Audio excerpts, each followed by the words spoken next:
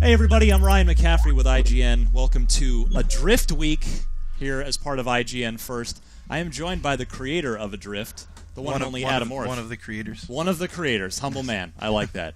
Adam, thank you for coming in, number one, and thank you for showing us this 9-minute slice of your game, which I don't think stars Sandra Bullock, but... It does not.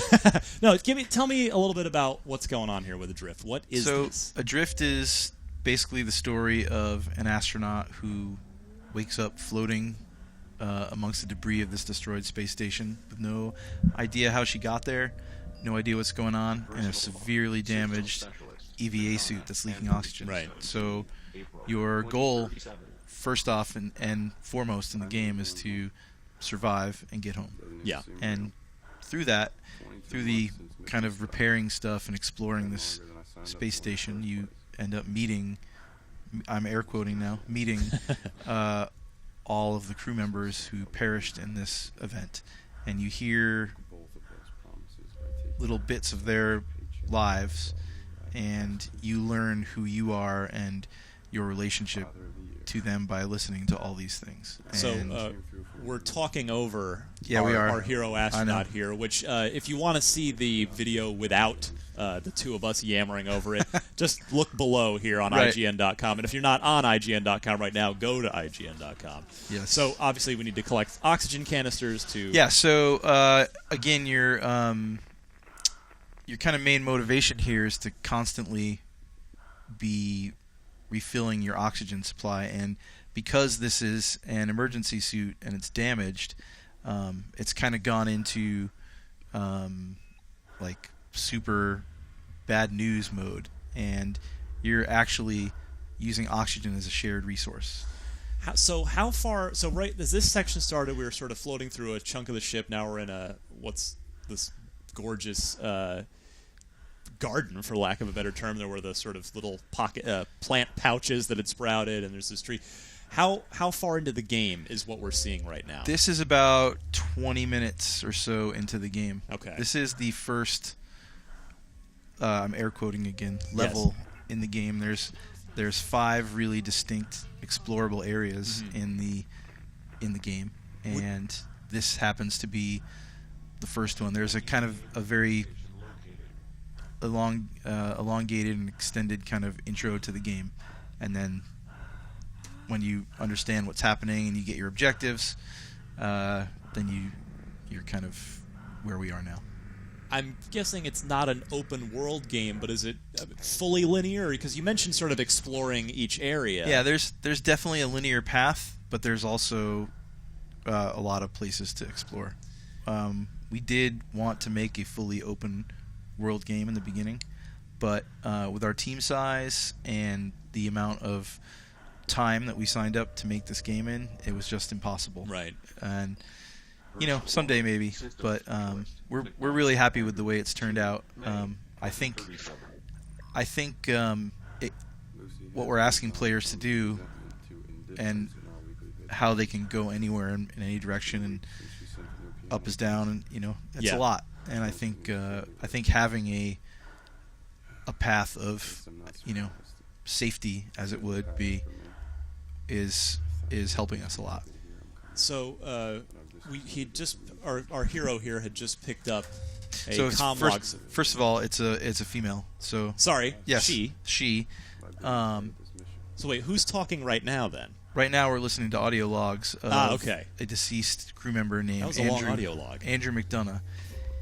A lot of our audio logs are about around 30 seconds, and they tell what we think is going to be a very different and interesting type of game story. So a little System Shock, Bioshock-ian in that regard, that you're conveying some narrative through these audio logs that are floating about.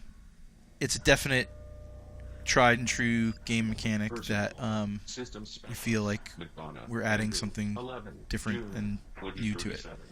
Would you say the game is a horror game? No. Unless you consider being in this situation horrific, but it is not a scary movie type of game. It is not a survival horror game at all. Is it tense? Yes. It is very tense. That's the vibe I'm already getting just from these first few minutes. It's super tense, and the constant need for oxygen, which dissipates after the first level. Oxygen is a mechanic that's used throughout the game, but it becomes less and less of a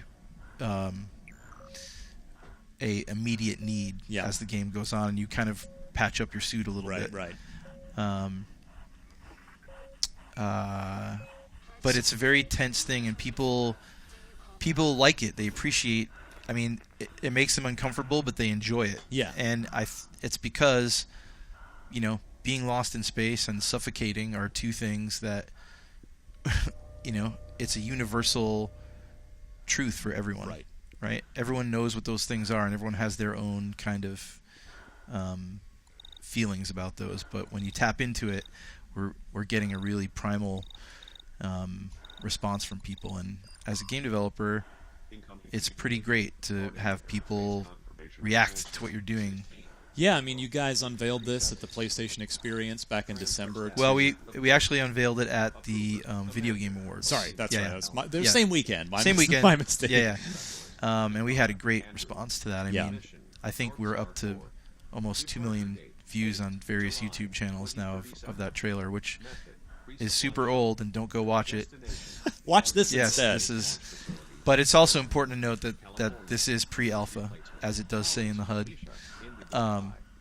We are still building this game, and we're very proud of where we are with it right now. But it's still a work in progress. Is it set in the future? Set in the present day? It's set in the year 2037. Earth is still there. That's a good sign. Earth is still there, but it needs help. And that's kind of why we're in space. Right.